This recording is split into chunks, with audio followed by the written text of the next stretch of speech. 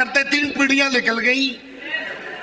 Hello, अपन भी ऐसे ही करते थे। तो जीवन में इन सारी चीजों को देखा था। पैसे की वैल्यू क्या होती है बहुत अच्छी तरीके से जानता था। वो भी 1 नंबर का पैसा चाहिए था। यस या नो? और ये चीज मुझे इस बिजनेस में दिखाई थी जिसका नाम है मेरे दोस्त शेख शॉप।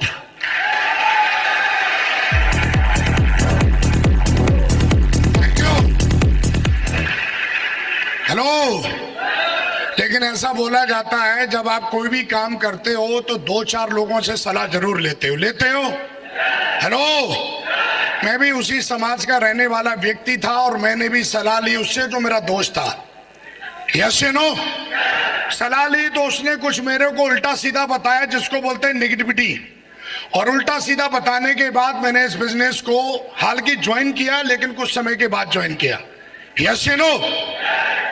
और ज्वाइन करने के बाद आज से 10 साल पहले की बात कर रहा हूं। हेलो हेलो, 2009 में ज्वाइन किया था। कितने साल हो गए हैं? लगभग 9 इयर्स हुए हैं। कितने साल हुए हैं? और आज से 9 साल पहले मैंने दोस्त ये बिजनेस ज्वाइन किया। कंटिन्यू पिछले 9 साल से मैं सेफ शॉप में हूं। आज मैंने अपने जीवन को बदला है। बात करेंगे अगर मेरे बैकग्राउंड की तो बहुत ही दमदार बैकग्राउंड है। सरकारी जॉब में था, अच्छी खासी तनख्वाह थी। तो एकदम जो आदमी बोलता ना लाइफ सेट है, बिल्कुल दोस्त आम आदमी की भाषा में बात करें तो लाइफ सेट थी।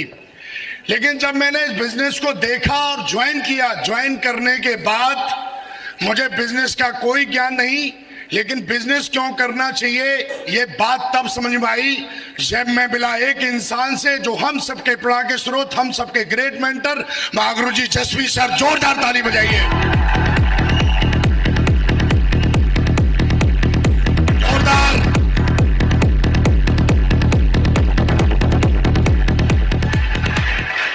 उनसे मिला तो उन्होंने मेरी FIM की, जिसको बोलते हैं फर्स्ट इंफॉर्मेशन मीटिंग। और उन्होंने मुझे बताया कि तुम इस बिजनेस को कैसे कर सकते हो और करते हो तो तुम कहां जाते हो।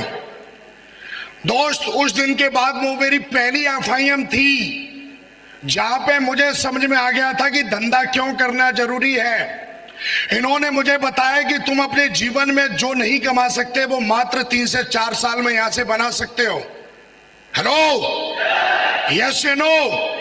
और दोस्त, मैंने काम करना शुरू किया। बड़े मेरे को लोग बोलते हैं कि पहले मैं ट्रेनिंग लूंगा तब काम करूंगा, लेकिन हमारा धंधा जब आप काम करते हो तब आपकी ट्रेनिंग होती है। जब तक आप काम नहीं करोगे तब तक आपकी ट्रेनिंग नहीं होगी। चाहे मूर्ख जरूर बनाते रहना अपने आप को। जब तक आप प्लान नहीं दिखाओगे तब तक आप प्लान देना सीखोगे ही नहीं। जब तक आप लिस्ट बना के 3 कार्डिनल रूल और 3 जो स्टेप है जब तक उसको फॉलो नहीं करोगे, 3 पावर से। एटीट्यूड कई लोगों का बड़ा नेगेटिव होता है। एम्बिशन तो सबके अंदर है जीतने का, बोला हाँ जीतेंगे करेंगे, लेकिन एटीट्यूड, विनर एटीट्यूड होना चाहिए आदमी के अंदर। और एटीट्यूड के ऊपर कई सारी कहानियां हैं जो आपने सुन रखी होंगी। एटीट्यूड कैसा? एक नेगेटिव एटीट्यूड भी होता है, पॉजिटिव एटीट्यूड भी होता है। एक बंदे से एक बंदा गया, एटीट्यूड, कई सारी कहानियां हैं एटीट्यूड के ऊपर। और आप सुनते होंगे हनुमान जी का एटीट्यूड, अर्जुन जी का एटीट्यूड। एटीट्यूड का ही खेल है। कई सारी ऐसी कहानियां सुना रखी हैं। तो एटीट्यूड हमेशा जीतने वाला होना चाहिए हमारा। एक बंदा बोलता है कि नहीं होगा और एक बंदा बोलता है कि होगा। एटीट्यूड का ही तो खेल है। सेफ शॉप में आने के बाद एक बंदा टारगेट जीत लेता है, एक बंदा बोल रहा है कि ये प्लानिंग बहुत आसान है और मैं जीतूंगा, और वो जीत लेता है। और एक बंदा क्या बोल रहा है, पता नहीं, प्लानिंग तो लग रही है मेरे को सही है और देखते हैं हो जाएगी तो ठीक है। तो एटीट्यूड का ही गेम है। शेर जो है और हाथी में एक ही फर्क है। शेर का, जंगल का जो राजा है वो शेर है। क्यों है? क्योंकि हाथी से ज्यादा बलशाली थोड़ी नहीं है शेर। सांप से ज्यादा जहरीला थोड़ी नहीं है शेर। मगरमच्छ से ज्यादा ताकतवर नहीं है शेर। लेकिन शेर जंगल का राजा क्यों है? क्योंकि शेर के सामने जब शिकार आता है ना तो ये नहीं सोचता ये बड़ा है, बस वो हमला बोल देता है, बोला इसको मैं खा सकता हूं। हाथी भी आ जाए उस पर भी हमला कर देगा वो। एटीट्यूड है ना उसका। एक पे नहीं गिरेगा हाथी तो वो 4-5 आ जाएंगे, साले चढ़ जाएंगे ऊपर, उसको गिरा लेंगे। एक पेड़ से कूदेगा, एक पूंछ पकड़ेगा, दूसरी टांग पकड़ेगा, साले को खींच ले जाएंगे हाथी को। जंगल का राजा है ना वो, जबड़ों में बहुत ताकत है उसके।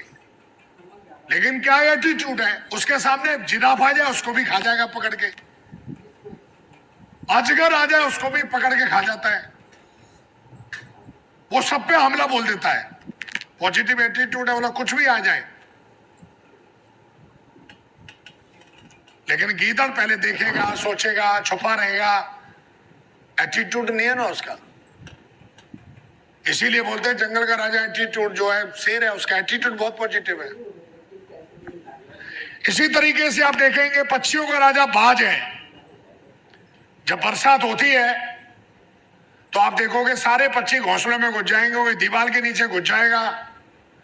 लेकिन बाज जो है वो और आसमान के ऊपर उड़ जाता है, और ज्यादा तूफान आएगा तो और ऊपर, और आसमान में सबसे ऊंचा उड़ता है वो, जहां पर तूफान का, बारिश का कोई असर नहीं होता। वो अपने पंखों को फैला देता है और ऊपर उड़ेगा। इसीलिए वो पक्षियों का राजा है बाज।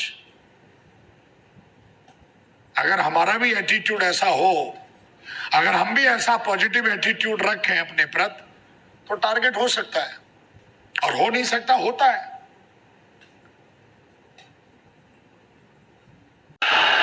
कैसे हैं आप? वाकई बढ़िया हैं। चलिए सबसे पहले तो आपको बहुत बहुत बधाई हो कि आपने हिंदुस्तान की और वर्ल्ड की नंबर 1 कंपनी को ज्वाइन किया, सेप शॉप को। जोरदार तालियां।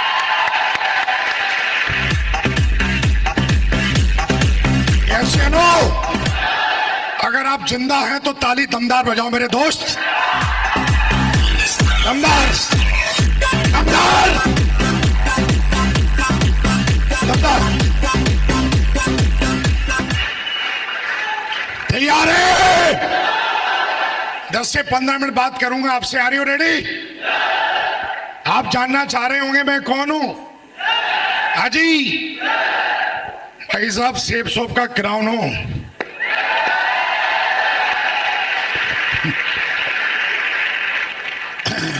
कितने ऐसे लोग हैं जो पहली बार मुझसे इस तरीके से मिल रहे हैं?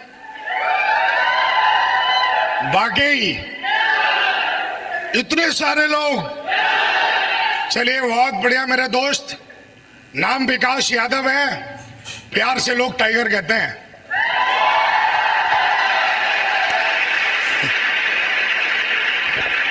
कितने ऐसे लोग हैं जो तेजी से डायमंड बनना चाहते हैं? वो मेरे दोस्त हैं जो तेजी से डायमंड बनना चाहते हैं। सारे लोग ऐसा तो नहीं किसी को 4-5 साल लगाने हैं डायमंड बनने में। 1000 दिन में डायमंड बनना है। मैंने बन के दिखाया है, आपको भी बनना है। 15 मिनट बात करूंगा और वो बातें सारी की सारी मैंने अपने जीवन में सीखी हैं। अगर वो बातें अगर आप अमल कर लोगे तो 1000 दिन में नहीं मेरे दोस्त, 900 दिन में डायमंड बन जाओगे आप। 900 डेज। चलिए फिर चले। रीढ़ की हड्डी सीधी कर लो फिर यार। चलने के लिए तो रीढ़ की हड्डी सीधी चाहिए। चले। 2009 में माँ बाप ने मुझे सिखाया कि बेटा पढ़ो लिखो। बहुत अच्छे से पढ़ाई लिखाई की। और माँ बाप ने एक चीज और समझाई थी कि बेटा पढ़ोगे लिखोगे, सरकारी नौकरी करोगे तो जीवन बड़े शान से कटेगा। हर इंसान के माँ बाप कुछ ऐसा ही कहते हैं। यस या नो? अपने भी माँ बाप ने यही समझाया।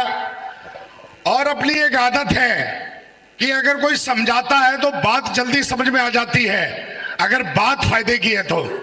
यस या नो? माँ बाप ने समझाया।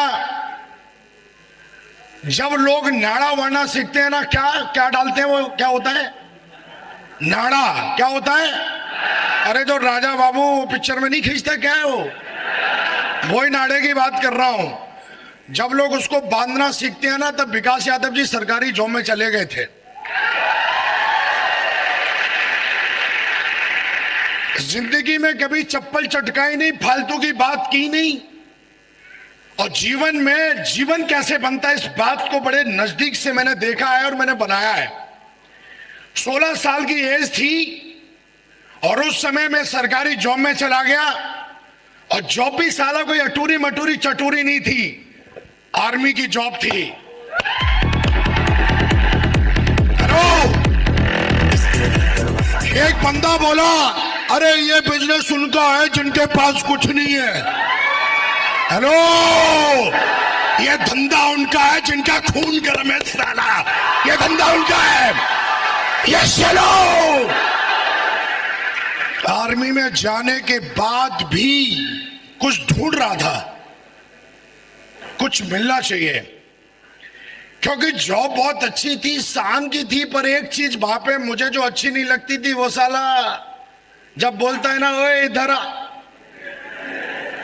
एक साला आदमी आके थोड़ा सा पढ़ लिखे, थोड़ा सा मेरा सीनियर बन के, मेरे माँ बाप ने ऐसे नहीं बोला ओ इधर आ, और ये मेरे को बोलता ओ इधर आ, और ये उंगली मुझे ऐसे लगती थी जैसे उसकी तलवार है, जिसको हिंदी में बोलते हैं बॉस। क्या बोलते हैं? मैं ढूंढ ही रहा था यार, कुछ मिलना चाहिए, कुछ करना चाहिए, और इस साले लटूरों से छुटकारा चाहिए। लेकिन सरकारी जॉब बड़ी मुश्किल से मिली, उसको छोड़े तो छोड़े कैसे? माँ बाप का सपना था सरकारी जॉब करना की, लेकिन अपने भी कुछ ड्रीम थे जीवन में। हम साले कमरे के अंदर के मर्द नहीं थे, हम बाहर के भी मर्द थे। ये चलो, खून बहुत गर्म था कि अपन को साला को उंगली दिखाए, ये इस मर्द को पसंद नहीं था जिसका नाम विकास यादव है। लेकिन भाई सरकारी नौकरी थी, सरकारी नौकरी वो भी आर्मी की, प्राइवेट में तो साला कोई भी घुस जाता है डिग्री डिप्लोमा दिखला के। वहां पे 1 लाख की लाइन लगती है, तब एक बंदा सिलेक्ट होता है। हेलो, पहले से सक्सेसफुल था मैं, कुछ ढूंढ ही रहा था, जॉब करते करते 7 साल हो गए। एक दुविधा थी, कुछ करें, जीवन में बहुत बड़ा करना था। 2009 में थैंक गॉड ऐसा बोला जाता है, आपका भेजा और आपकी आंखें जो चीज ढूंढती हैं और जो चीज सोचती हैं वो आपको एक दिन मिल जाता है। यस नो, अपन कुछ ढूंढ ही रहे थे, कुछ मिले मिले मिले। थैंक गॉड 2009 में बिजनेस प्लान देखने का मौका मिला। बिजनेस प्लान इतना गजब के कि साला उसमें समझ में नहीं आया है क्या।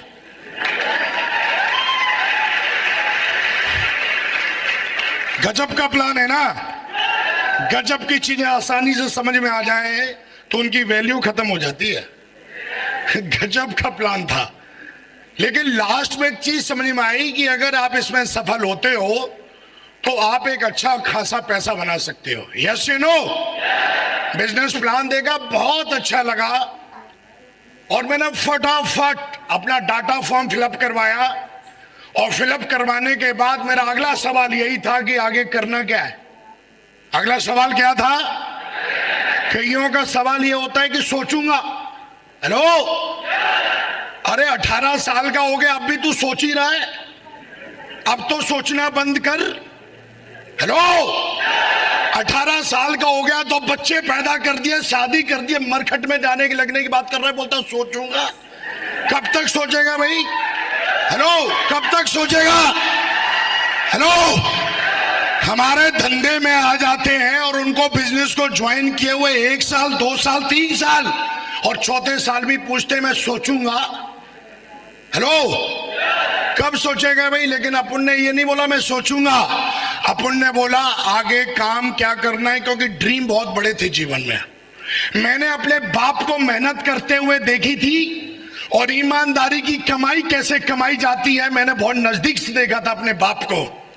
यस नो, मैंने अपनी माँ को देखा था कि कितनी मेहनत करती है घर में, मैंने बहुत दिन देखे थे कि लाइट नहीं आती है तो सारा 4-4 दिन तक मच्छर ऐसा।